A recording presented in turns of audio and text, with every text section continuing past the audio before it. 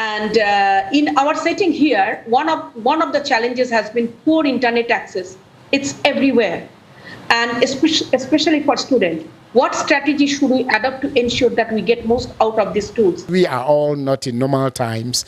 Reduce the cost of data so that it becomes a bit affordable to the universities as well as the students, so that we can engage our students online. I would like to make just a passionate appeal to the service providers. Yes, it is true that our students should now learn and be on the net, online. And this comes at a cost. And so I'm just appealing to the service providers that this is the time. Because whether we like it or not, COVID has come to stay with us. And we shouldn't say because of COVID, we wouldn't do what is expected of us. So this is the time that we need them to support our students in getting data. Because as a lecturer and a parent, I'm experiencing it myself. And it's not easy buying data every day for my child to get into a virtual classroom. So they should come and support us. And I think it will help us. They are small way. I mean, social responsibility, they can come. Not UCC alone, but everywhere. The cost, yes. They can subsidize some aspects so that at least students can benefit from using the data in having their virtual classroom. So the telcos have to come to their aid and say, hey, let's see how we can help you at this point to be able to make learning effective.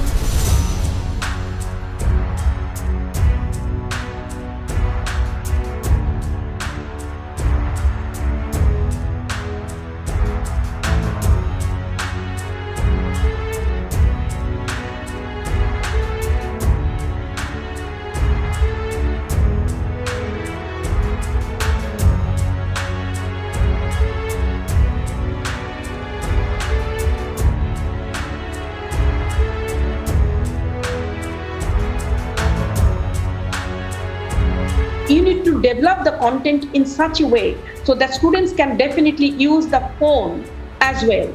Honestly, every one of them having the smartphone, every one of them are having, and the internet is also not that expensive.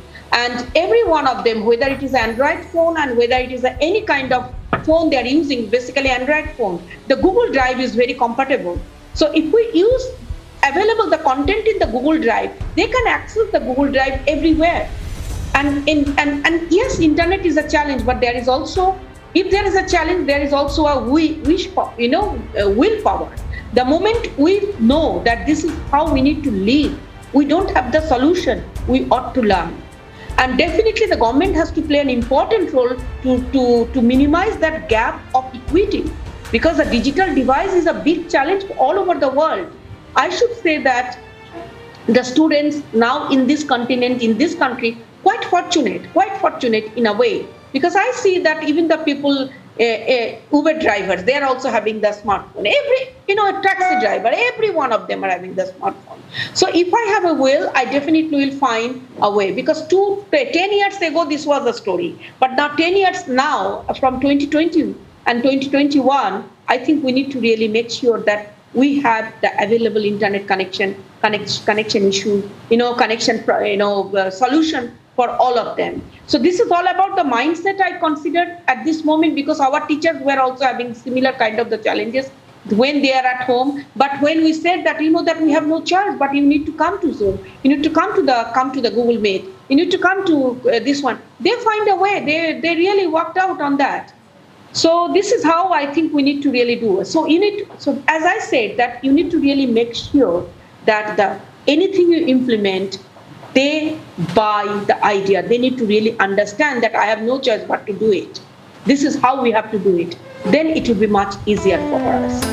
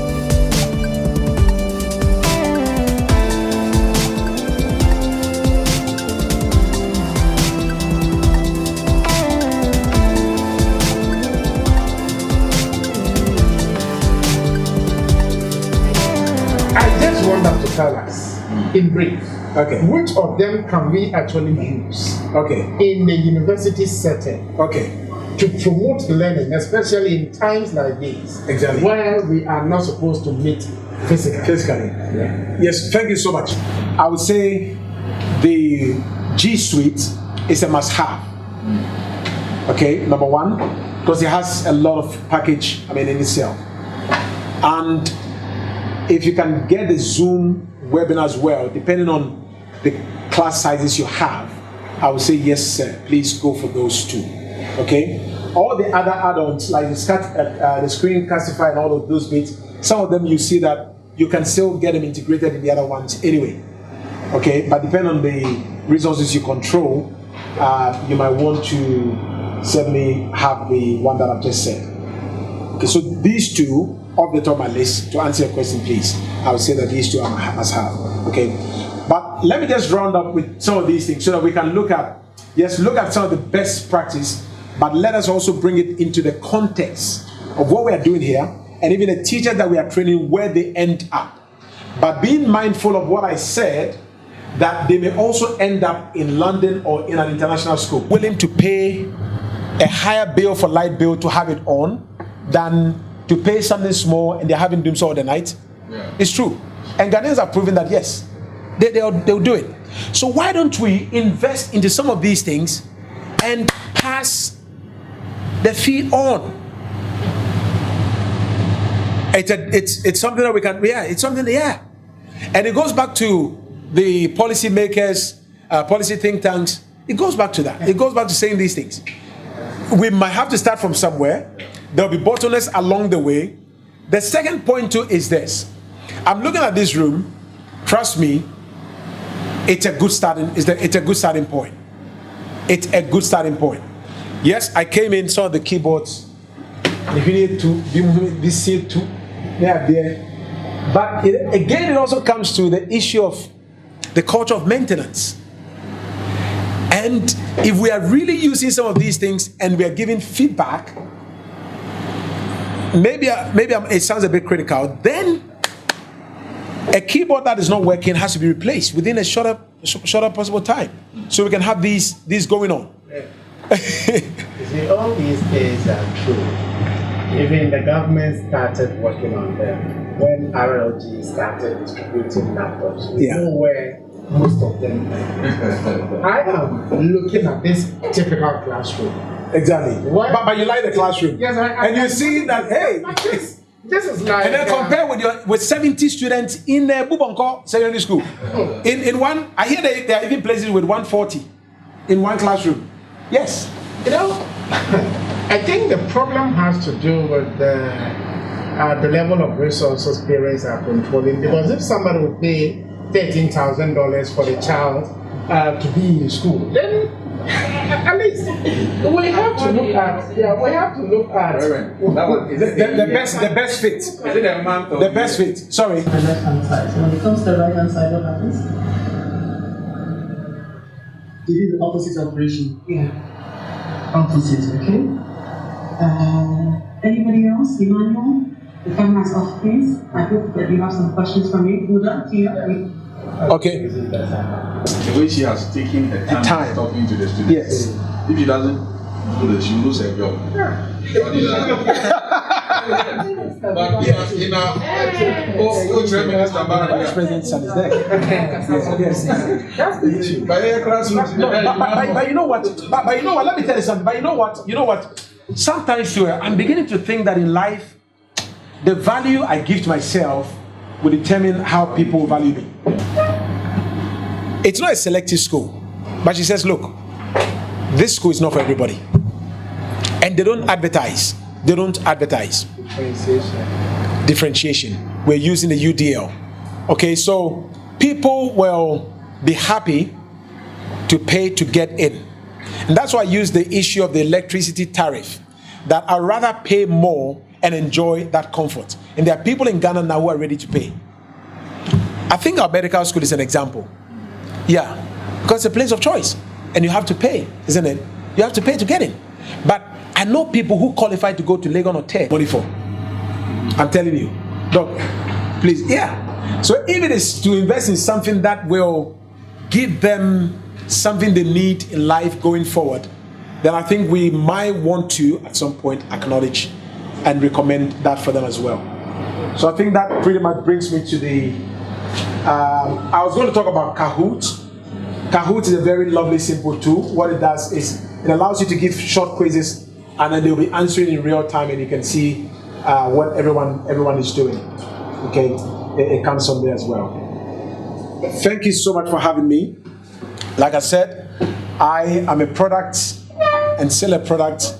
I'm one of you, and if we can do anything to support, anything to work together to add value to my life, to your life, to the lives of the people that we want to impact, you can count Reverend Henry in. Thank you so much. I'm done. My name is Dr. Letitia Bosu, a lecturer at the Department of Business and Social Sciences Education, University of Cape Coast. Actually, this workshop has been much benefit to me because there were so many things that I was not inculcating in my teaching. The pandemic issues and stuff like that. What happened? We needed to change our pedagogy, our styles of teaching, bring in more technology. But with this workshop, though we were using some of these technologies, but we were not using it to full benefit. We were not putting them into full benefit. But with this workshop, it has actually helped me. It has actually enlightened me on some of the tools that I could inculcate. That is the hybrid blended method of teaching. That is some of the methods I could inculcate in my teaching. It has actually been of much help to me. And I'm going to use it because next academic year, whereby we're going to have Sandwich, the Sandwich students, we are going to start with the online teaching before they come back to campus. And I'm so happy I'm going to use some of these tools in teaching, and it's good. It's good.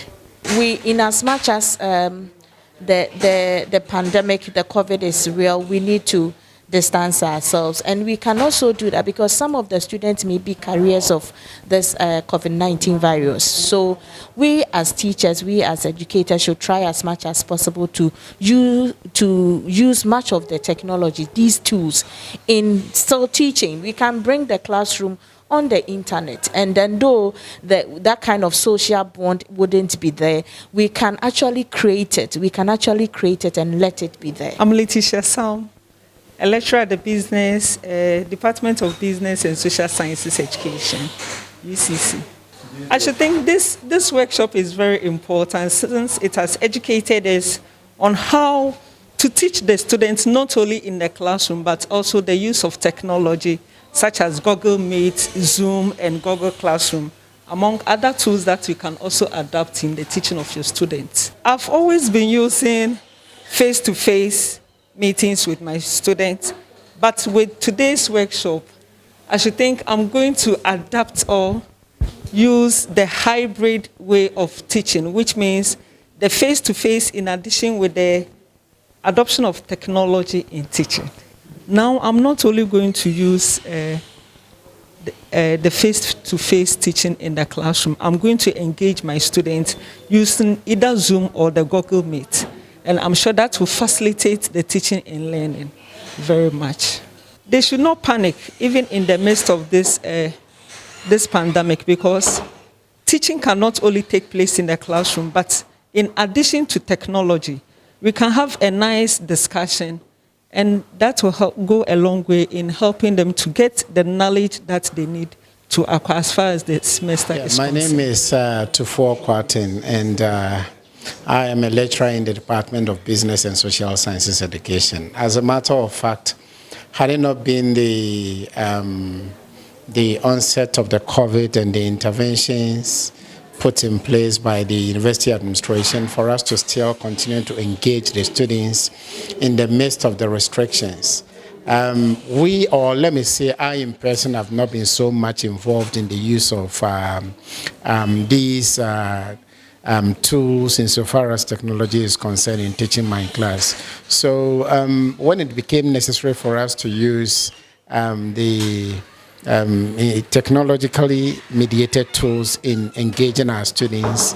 We're only introduced to Zoom, and others also talked about the Google Classroom. But today we've had the opportunity of looking at so many other tools that we could actually use or employ in engaging our students. So I think that is a step in the right direction. This is the beginning of it. I know we are not just going to end with these discussions. So it's a very good start. But I will encourage the department as well as the facilitators to make some time and come back so that we can have some more engagements and understand and use these or utilize these tools effectively. You know, we've been introduced to them all right, but it's one thing being introduced to these things and another using them effectively. It's a start of it. Now we know how they operate, but we will need some more hands-on practical engagement so that we can be very effective in their employment in the instructional intercourse. So it's a very good thing, and I welcome additional interactions with the providers of the workshop or those who planned it. I think that once the COVID has opened our understanding to the fact that anything could happen to us at any time and that we have to be prepared for any eventuality, I think we don't have to be hit by any other eventuality before we start thinking about what we need to do to take advantage of whatever situation that comes our way. So I think we have to be forward-looking. We have to be abreast with development in our field, the educational enterprise. But whatever is happening in Europe, we can, because of technology, we can also, if not adopting it holistically, we can adapt it to our needs to ensure that we do not stay behind the changing scenes in the global village. Once you want to introduce something new, you always have people who resist it, citing excuses or giving a lot of excuses that it is going to take data, it is going to cost them and other things. But you will have to look at the time we have lost, right from March up to this time. And we eventually had to go back to Zoom. A lot of these students are using smartphones. They buy data for WhatsApp and whatnot. They go to YouTube, download videos, and what have you. So I think they don't have to complain. You know, they say nothing ventured, nothing gained. So at least you will have to spend something so that you can get what you want. And that is also drawing attention to what the telcos can also do to help the citizenry as well as various governments. So I believe that they can work out something where they create a win-win situation, or they can even take it up as part of their corporate social responsibilities by just ensuring that, because we are all not in normal times, reduce the cost of data so that it becomes a bit affordable to the universities as well as the students, so that we can engage our students online. Even if we are not ready to apply them, that is the way to go now. You see, as it stands now, we cannot fully ensure social distancing in the universities. In fact, that in the lecture room, a lecture hall that takes about 200 students can no more take the 200 students if we decide to do the social distancing. And you can't say for that reason you are breaking the classes to have about 10 of them, which lecturers will be engaging the students. So the fact is that even though some of the students are on campus, they go for their lecture, we still have to think about using the blended approach where, if need be, we engage them face-to-face using the traditional model, and at times we may have to go virtual. Ernestina Lavi, a lecturer in the Department of Business and Social Sciences Education. I'm happy to be part of this workshop via the Zoom, and it was good. But then I would like to make just a passionate appeal to the service providers. Yes, it is true that our students should now learn and be on the net, online, and this comes at a cost. And so I'm just appealing to the service providers that this is the time, because whether we like it or not, COVID has come to stay with us. And we shouldn't say because of COVID, we wouldn't do what is expected of us. So this is the time that we need them to support our students in getting data. Because as a lecturer and a parent, I'm experiencing it myself. And it's not easy buying data every day for my child to get into a virtual classroom. So they should come and support us. And I think it will help us. They are small way. I mean, social responsibility, they can come. Not UCC alone, but everywhere. The cost, yes. They can subsidize some aspects so that at least students can benefit from using the data in having their virtual classroom. My name is Dr. Benadia Osechi Akwa. I'm the head of department for the Department of Business and Social Sciences Education. Yeah, and this workshop on embracing technology in a hybrid classroom became necessary because, like we all know, with the current pandemic, we cannot continue doing things the way we have always done it. And with one of our own students, our facilitator is a PhD student in the department. I had that conversation with him, and we saw the need that we needed to have this kind of workshop because they have been training on how to use technology in the classroom. But one of the challenges we've had, especially in the department, had been people responding to change. You know, people find it difficult to embrace the technology. I don't know why, but it's like the desire seems not to be there. People cite a lot of challenges with the use of technology. But one thing I've realized is that when there is a change in mindset, then certainly we can use it because irrespective of the challenges, like we always hear, where there is a will, there will certainly be a way. So what this workshop has done is, in as much as it has given us some skill in how to use some of the technological tools and also some knowledge on some of the technological tools, it has been a mind-changing experience. Our presenters, facilitators have been, in fact, they've shown us a lot of things to do. They've shared their rich experience. And I think that looking at the response from my colleagues, I can see that there is a renewed interest in using it because the pandemic is not going away. In fact, even if it's going away somewhere else, in our parts of the world, we don't even have vaccines. So it is going to stay with us for some time, and we need to protect ourselves. And so this workshop has been very helpful. And with the donation we have received right now, you see that if we had challenges having a hybrid classroom, he has given us projectors, he has given us an interactive board, and then he's also given us cameras that can be used for that kind of hybrid presentation. So we can even use it for our postgraduate students who have finished their coursework and are out there. They don't need to come back to campus to come and do their presentations. We can just have our presentations and then they can join us online. And so this workshop has been very, very helpful to us. Well, to the department, I would encourage them to not stop there with the interest, but to practice the things we have done. And I will personally ensure that we get everybody enrolled on our e-learning platforms, you know, encourage people to start practicing the things we have learned now. And to the students, I would like to advise them that they should stop making excuses. You know, students will use their phones for anything, but the moment you say it is for learning, that is when you see the funny excuses coming up. We don't have data, but they have data for all other things apart from when they are supposed to use it for learning. And so I want to encourage them that the smartphones they have can do a lot of things to change their own lives. And so they should embrace this thing. Some of them may even have underlying health conditions, and it is best they stay at home and they benefit. They should rechannel their resources. You know, the money they could have used for transportation to the lecture theater could buy data. You bundle 2 CDs and you can be on a Zoom lecture for at least an hour. And I think that it would be more helpful to them. Yeah, and Henry Gosnafo, educational consultant, a philanthropist, and Reverend Minister.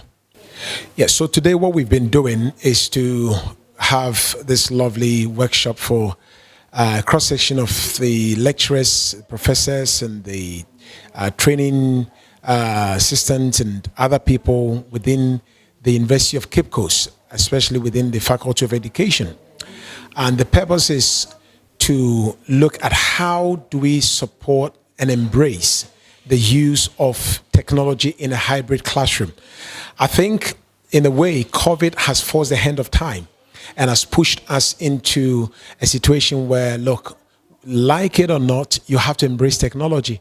And that is why we've had to come in to engage with staff, engage with the lecturers, engage with students on the use of some of these technological tools in our educational setup to make sure that teaching and learning is taking place. So what we aim to achieve is that we hope that a lot of the attendees and the participants will be able to take away with them some of these tools that we've showed them, we've discussed with them. Certainly, yes, we've talked about a number of EdTech tools that we feel will go a long way to change and to support the way teaching and learning takes place. There are people with serious underlying health conditions that probably, students and lecturers alike, that might not be able to get into the lecture halls at this point. We need to still help them access the curriculum. How do we do that? So the aim of this is to make sure that no one is left behind. And in using a very nice personalized learning UDL approach, we make sure that we have a strong synchronized session and asynchronized session going on at the same time. The hybrid learning is going on, the virtual learning is going on. No one is left out. Everyone should be engaged because we've lost out a lot of time. Look at how this COVID started and when it started. And there are people who practically still are not accessing the curriculum. It is not acceptable. So the aim is to help equip them to be able to deliver the curriculum to those who need it most. Yeah, I think talking about enforcement, are you looking at enforcement within the educational setup? Is that what you're referring to?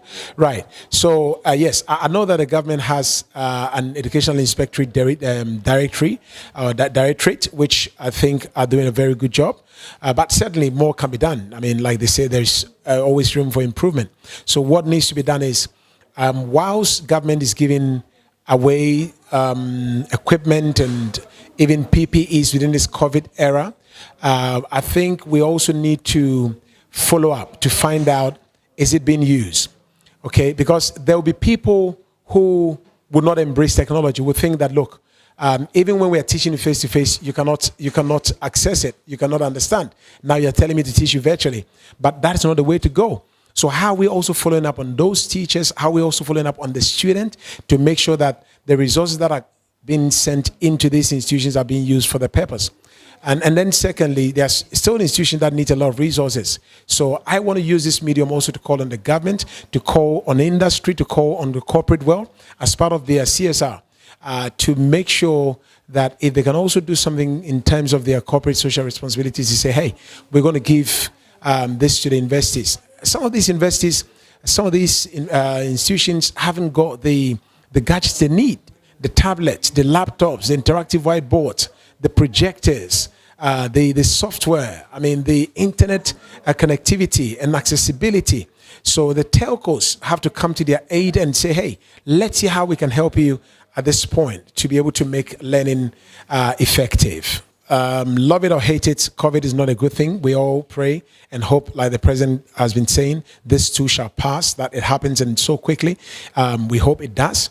But I think if there's any positive that we've picked from COVID, in the world of academia and education, I would say that it has forced the hand of time.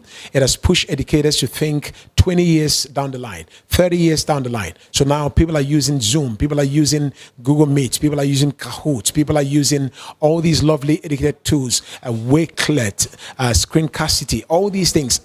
These are all repetitive tools that we needed to be using before, but now we're using it. We're using the hybrid education, we're using the virtual, we're using all of that. This is how we've got to go. And let me say this. If you take some of the institutions, a lot of the universities in Ghana at the moment, especially the public ones, you realize that the actual population of students that they have, there's more students who are doing the distant learning, who are accessing the curriculum or their programs either virtually or using distant education than actually being on the campus physically. So why do we have to still be traveling around to meet these people if we can use technology to do it? It makes sense. It's a no-brainer. It's helpful to everybody, and I think we need to invest massively into it, and this is where the future lies. So certainly I'll say let's go for it. Student lecturers and everyone, I think one of your previous speakers has said it, and I would like to reiterate this. It's easy sometimes to look at the challenges and to look at the threat and not see the opportunities, but we need to see the opportunities just as we'll see the weaknesses and the threat as well. And let's also focus on the strength that we have. I mean, the manpower we have in Ghana is so powerful, and the Ghanaian people are a people that have strong will and will always get things done. We have that can-do spirit. Now, this one should not stop us. COVID should not stop us. Life must continue, and technology is here. Thank God to help bridge that gap between where we are and where we want to go. So let's use it. Let's embrace it, and let's use it. And for those students specifically that are saying that, oh, I haven't got the money to join the Zoom lesson, I haven't got the money to join that Zoom lecture. The thing is, we still have a lot of time, a lot of resources, a lot of money to watch videos, which in my estimation sometimes, I mean, doesn't really add much value to your life. So if you can expend some of your resources and money to the right use and to get the data for this, why not? Let's go for it. Business and Social Sciences Education to Reverend Henry Gosson Afro. Just as birds cannot reciprocate an equal measure of thanks to the sky for the support of life, words and acts of gratitude cannot fully express how much your benevolence and great intentions have contributed to the advancement of the teaching and learning in the department. We express our profound gratitude to you for the remarkable impact you are making in our department. We value your support in the provision of teaching and learning resources and your dedicated efforts towards advancing teaching and learning in the department. Nami Inshra. On behalf of the Department of Business and Social Sciences Education, I present this citation to Reverend Henry Gosson Afro.